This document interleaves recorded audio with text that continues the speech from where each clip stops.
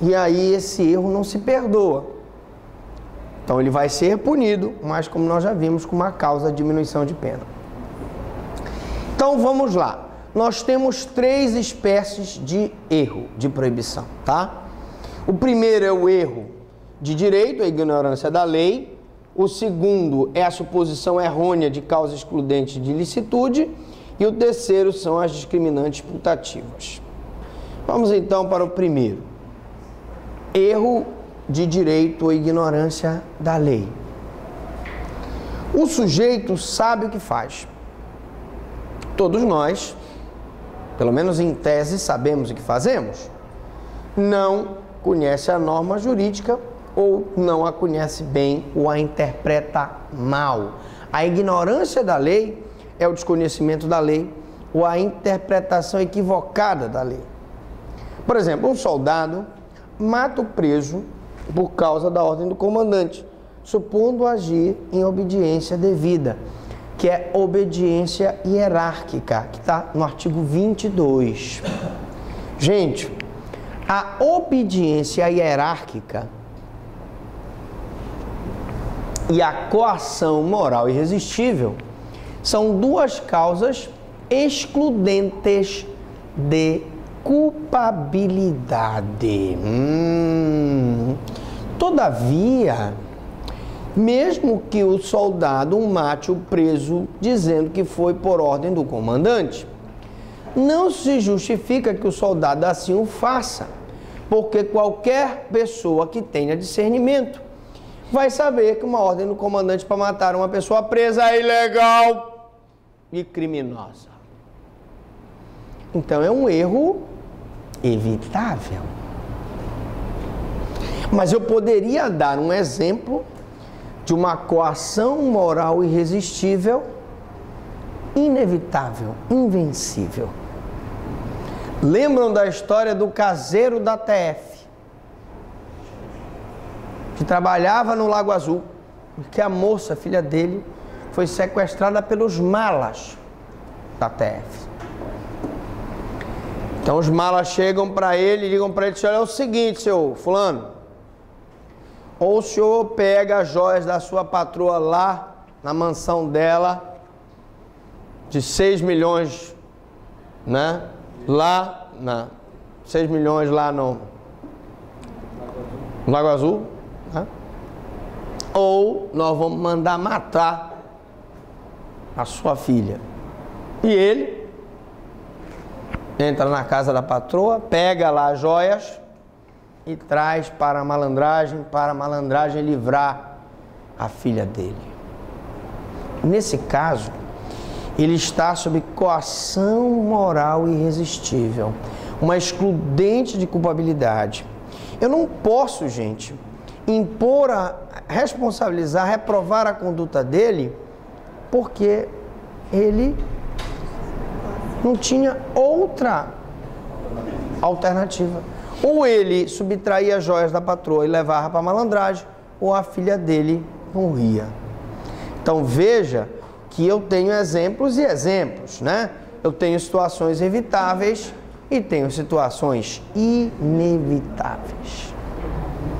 A lei diz que ninguém pode desconhecer? Não, ninguém se exime de desconhecer a lei. O desconhecimento da lei não é aproveitável. Nós vamos ver isso. O soldado que mata o preso por causa... Ele vai ser responsável. Se o soldado, nós estamos dando, pediria, por gentileza, a aula é ao vivo, então tá gravando aqui, ok? Então, se o soldado ele mata o preso por ordem do comandante, ele vai responder, porque não é excusável isso, não é perdoável isso.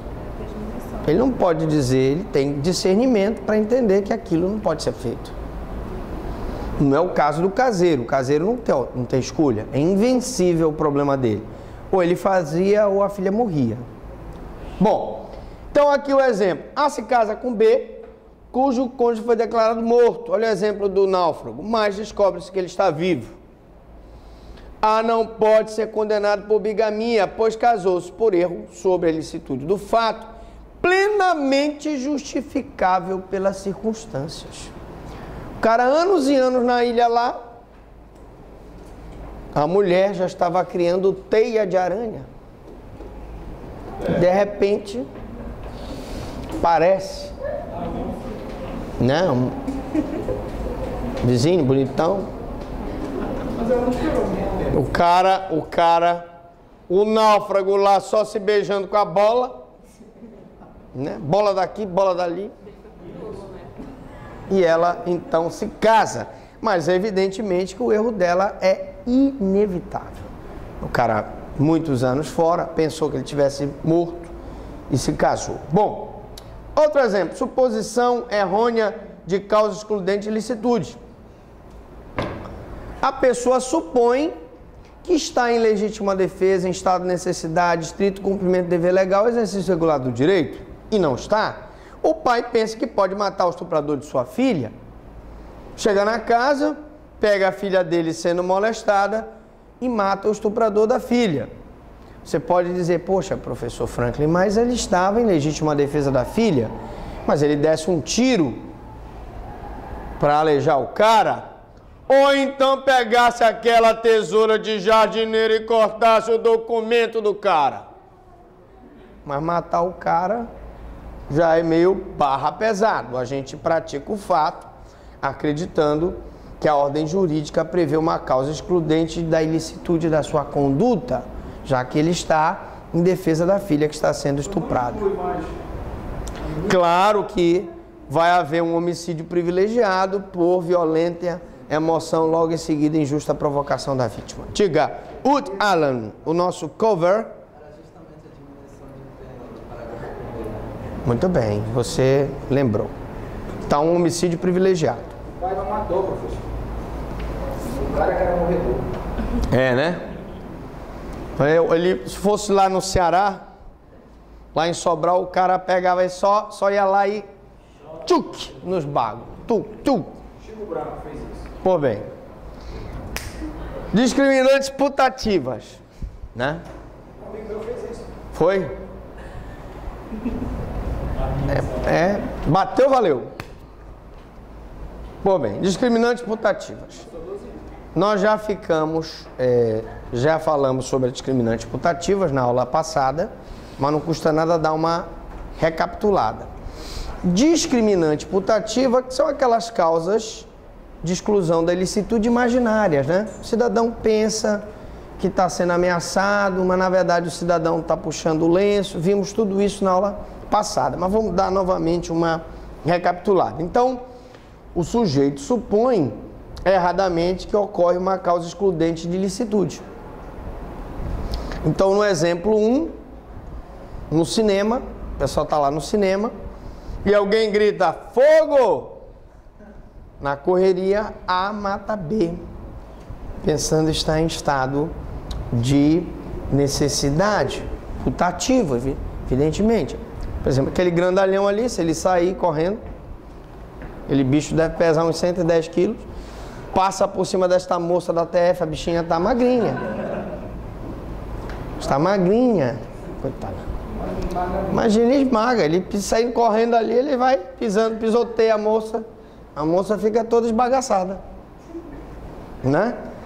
Evidentemente que o gaiato gritou fogo, ele pensou que era fogo, saiu correndo e a coitada moça ficou pisoteada. No exemplo 2, A mata B seu desafeto quando este tirava um lenço do bolso, pois pensava que ia ser morto. Nós vimos isso na aula passada, né?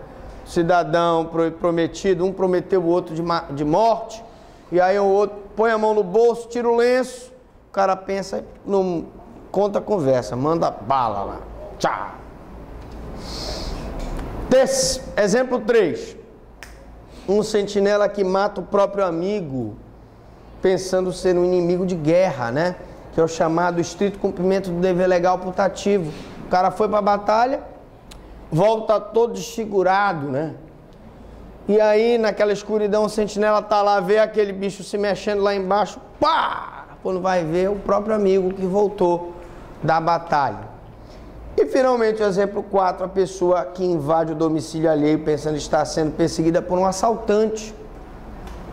Você vê, né, amigo? O cara, ele não corre nessas corridas aí de rua, mas o assaltante correu atrás dele, meu amigo, ele consegue bater o recorde daquele Bolt, né?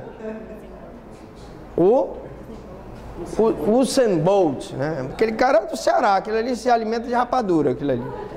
Corre muita energia, é rapadura que ele come. Mas o cara tá correndo, fugindo do assaltante, e aí invade um domicílio. Epa, mas espera aí, estavam correndo atrás de mim e tal. Ele olha, mas não tem ninguém, mestre. O senhor está invadindo a minha casa. Desculpe, eu pensei que eu estava em legítima defesa própria, né?